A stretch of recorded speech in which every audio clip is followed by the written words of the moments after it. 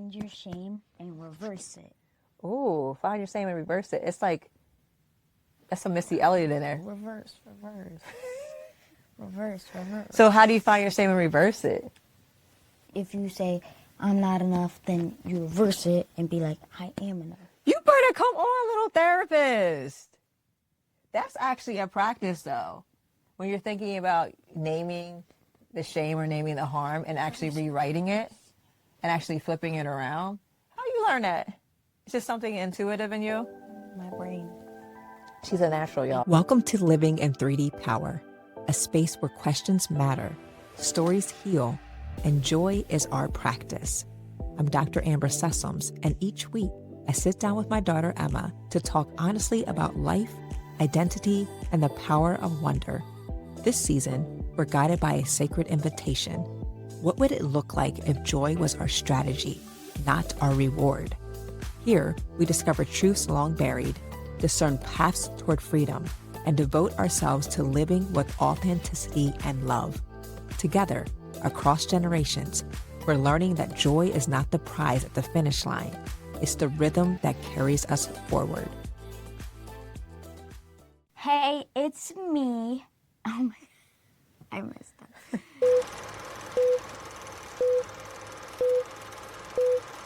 Hey, it's me, Emma. Welcome back to Living in 3D Power, and today we're talking about shame.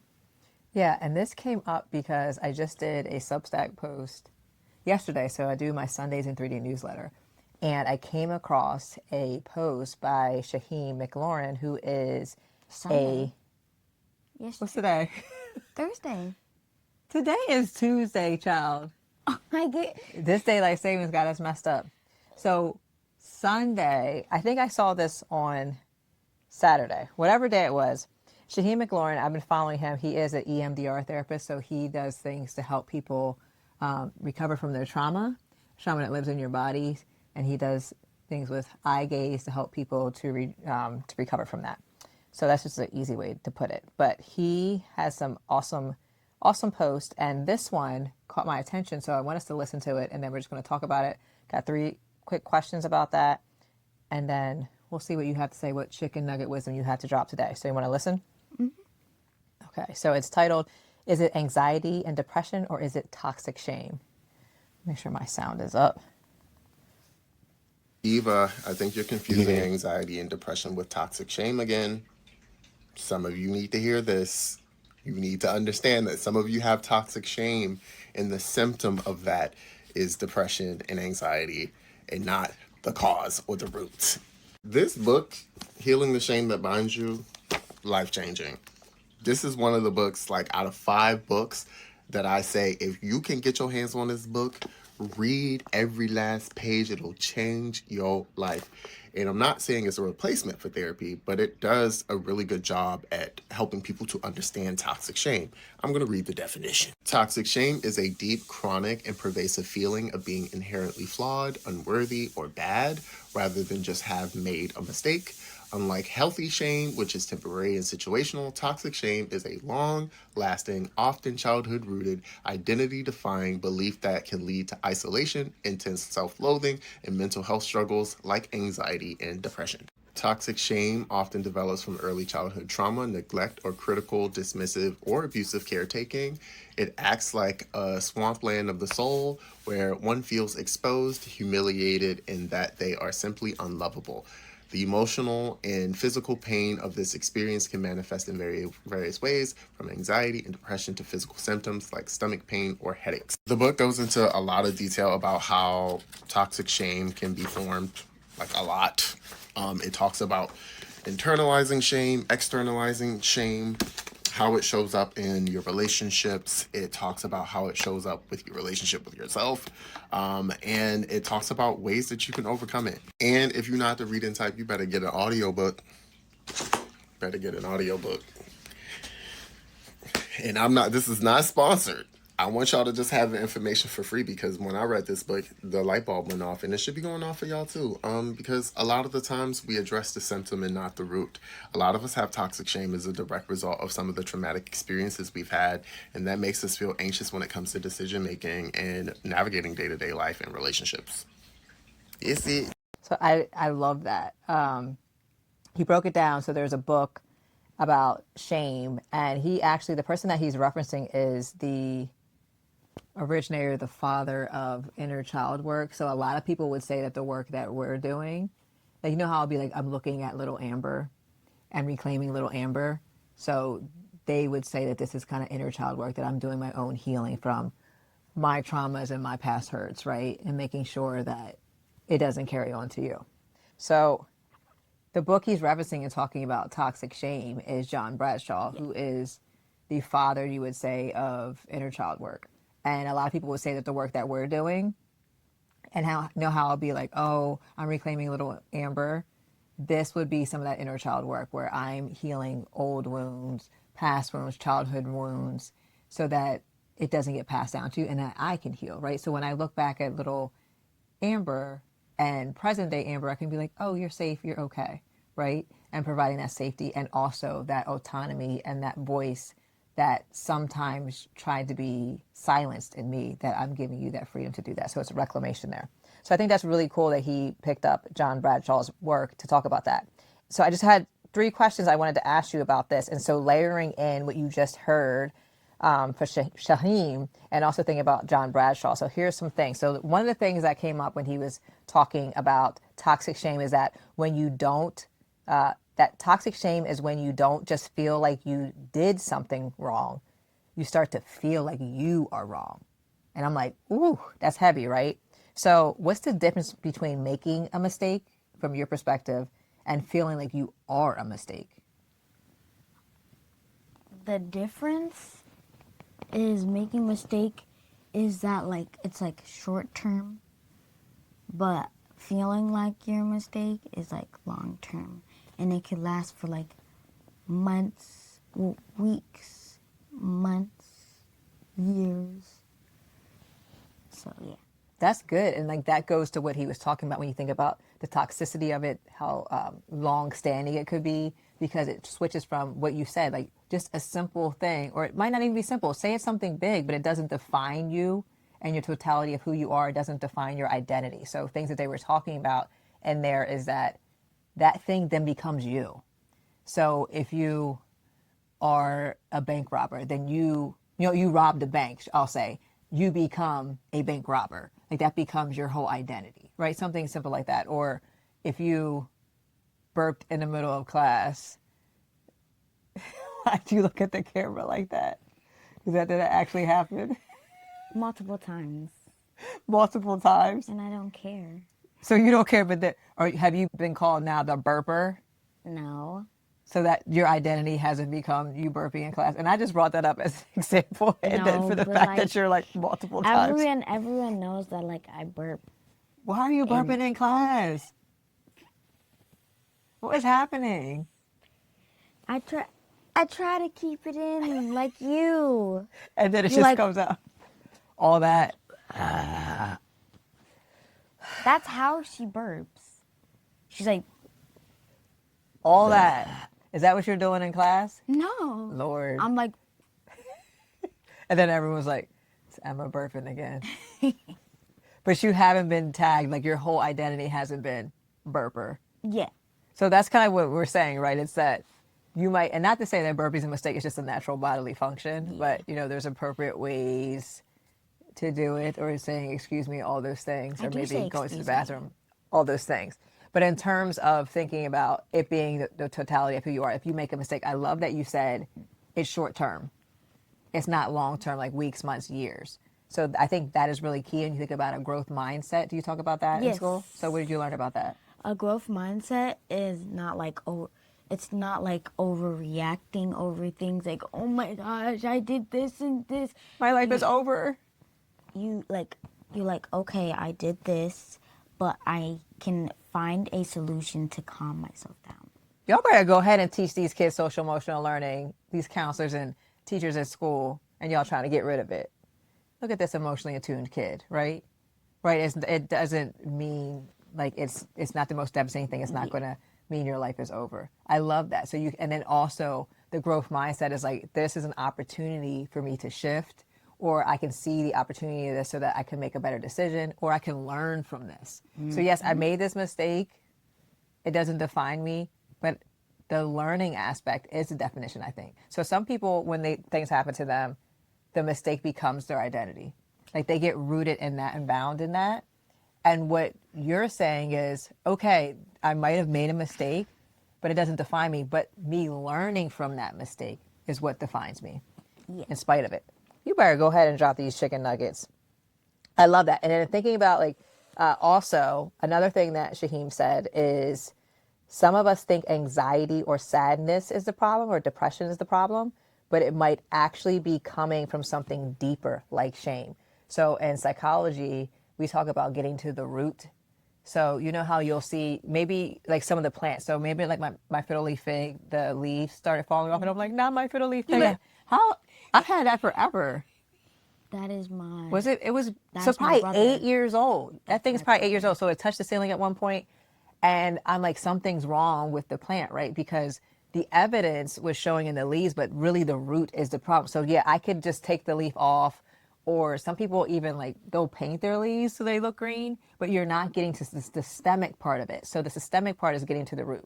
So what he's saying is it might look outwardly like you're sad or you're really anxious and nervous, but the root is, ooh, there's shame that you haven't really unpacked. So the question I have related to that is, what's the difference between making a mistake? We already did that one. So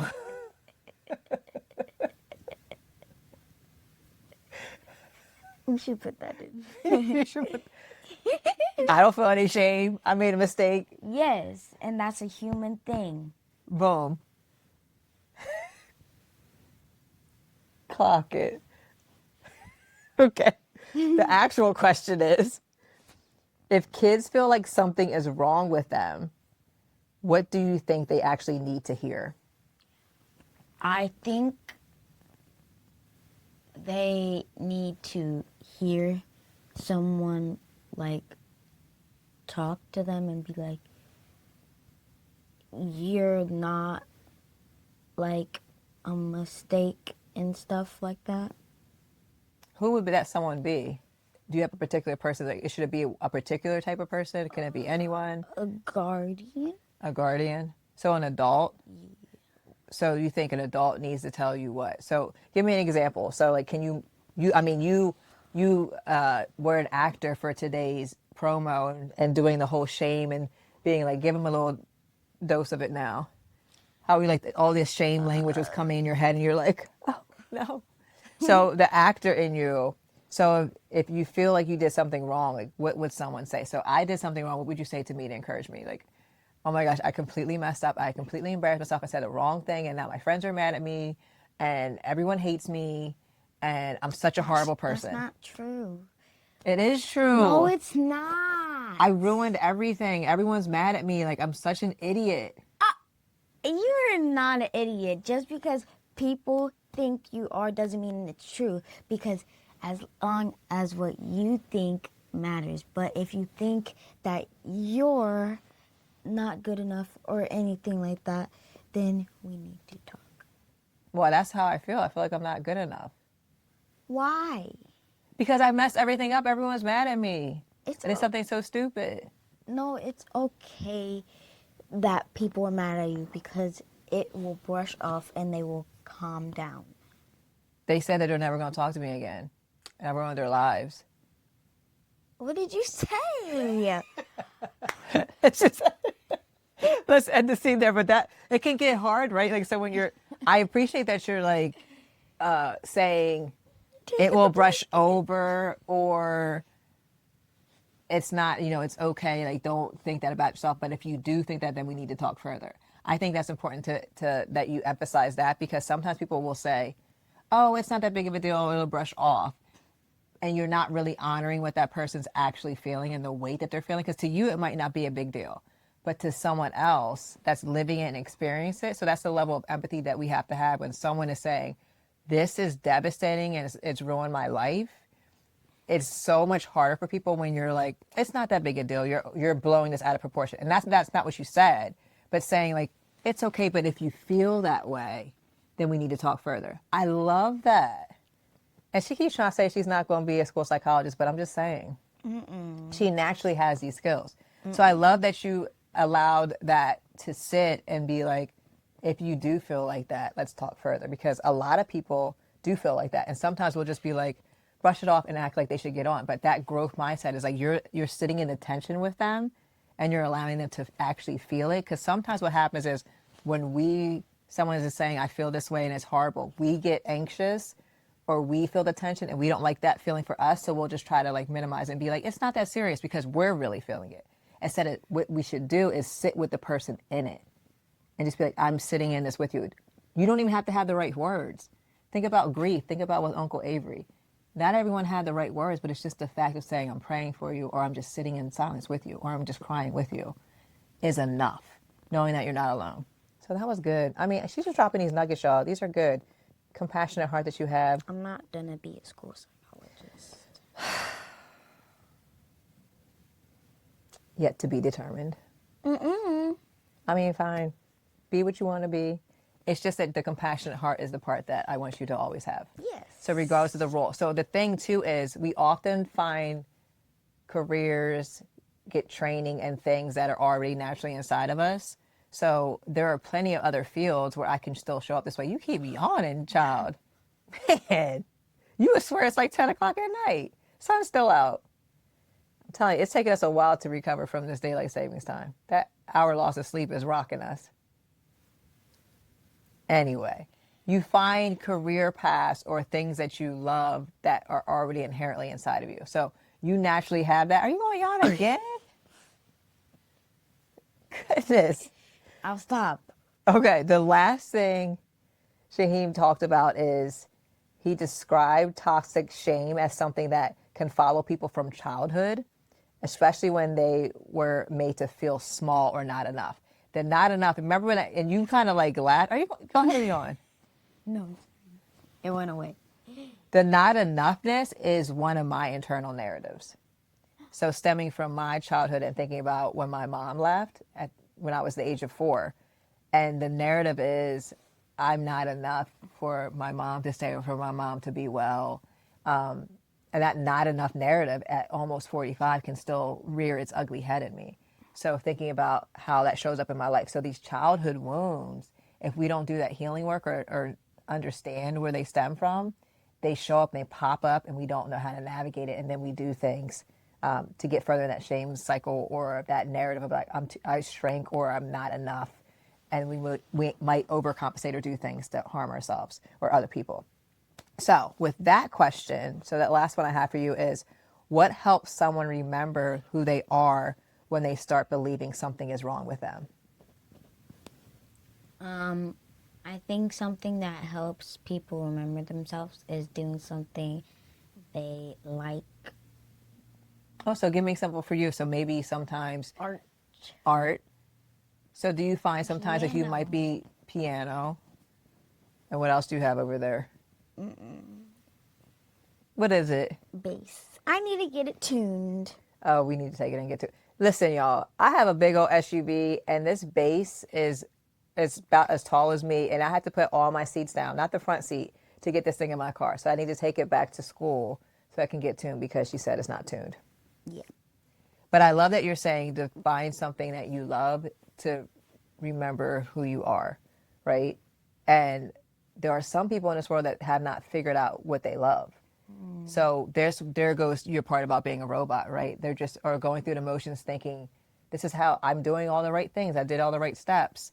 And at the end of the day, they're still really unhappy because they're still trying to search for that thing that makes them come alive. We've talked about that before. So I love that you are making that connection between where's my truth lie? It lies in my joy.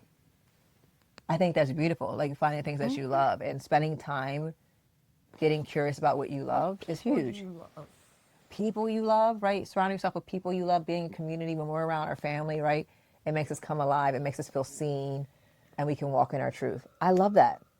So just thinking about all of this, it makes me think about even, I talked to Daddy about this the other day when we're in our shame spirals, or I remember one time Graham said something to me and I don't remember what it was, but I remember being like, that shame stuff don't work on me anymore. I'm grown. And it might have been like, I think it's either when I shaved my head or I got my septum pierced, and she's like, they're not going to take you seriously. You're a doctor. And I was like, oh, they will. Trust me. But it was something, I think it was either one of those things where she was like, I can't believe you did that. And I almost felt the shame of that. And I was like, oh, wait, I'm grown. But I would say, I said to Daddy, I said, I think we're the last generation, that parenting style where it's like that shame was just something that was just inherent, especially like that's just what came from it. But it makes me think a lot about that. So how do I not pass that type of parenting style down to you? How do I let you be free so that you don't feel like you have to be boxed in to be someone that you feel like society is calling you to be? Like, how do you walk in your truth? And because I think shame is attached a lot to us showing up a certain way that society says, like blonde hair, straight hair, blue eyes, light skin, all of those things. And we can't help how we're born, and we love what we look like. So how do we celebrate that? But I want my natural hair. We ain't doing that yet. 13? Maybe. Yeah, we got a couple years. But I think that's really important to think about, like that this is a reclamation about what does it look like to not live in shame, even in adulthood. Like, so even 80, 90, 100-year-old people that still live in that shame, how do we honor that I made a mistake, or this is what I like and you're not going to shame me about it? Even something as simple as Maya, she loves anime or One Piece. And we were watching the episode the other night with the new season. And I said, do your friends like One Piece? And she's like, no. But she doesn't stop watching it, or she doesn't stop talking about it. She don't care. She loves One Piece. And then she loves it. And I love that she loves it despite what people might think. Be you. Maya's gonna get upset that we mentioned her. No. She'll be like, no. Maya don't even watch this podcast. Yeah. She watches podcasts. 2 hours of people just Yes. sitting watching, playing video games. I don't even know. It's called streaming. Anyway, so on that note, we're going to end, but we'll end with your chicken nugget wisdom. You already gave us a bunch of nuggets, but what's the last one? Just thinking about shame, thinking about truth, thinking about identity, thinking about compassion. Find your shame and reverse it. Ooh, find your shame and reverse it. It's like, that's some Missy Elliott in there. Reverse. Reverse. So how do you find your shame and reverse it? Like if you say I'm not enough, then you reverse it and be like, I am enough. You better come on, little therapist. That's actually a practice, though. When you're thinking about naming the shame or naming the harm and actually rewriting it and actually flipping it around. How do you learn that? It's just something intuitive in you? My brain. She's a natural, y'all. It got a lot of wrinkles. Where? My brain. Oh, your brain. Yes, Not this is like good. that. It is good that your brain has lots of wrinkles. You need all those folds because there's lots of knowledge in there. That's good. I love that. Brain. So say that one more time for the people, the good people. Reverse your, what was it called again? You said find your shame and reverse it. Oh, find your shame and reverse it. Right. Boom. On that note, y'all, find your shame and reverse it. Rewrite that thing. Reverse.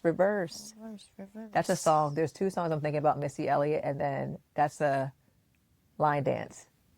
What's the reverse? All right. Cha-cha real smooth. Cha-cha slide, y'all. Cha-cha again. Cha-cha real smooth now. Cha-cha again. Reverse. Ooh. We'll see you all next week. I'm so glad you joined me and Mommy for this episode of Living in 3D Power. I hope you like it. Now do me a favor before you leave. Subscribe to our Substack and make sure you subscribe to wherever you listen to podcasts too. And hey, do me another favor. Share this episode with a friend or family member. If something we said made you laugh, made you smile, or it might mean something to them, just send it away. Okay, one more favor. That's a lot of favors, I know. Head over to the comments on our social media. Tell us what made you say, that's deep, bro. Because your words encourage other people and they encourage us too. See you next time.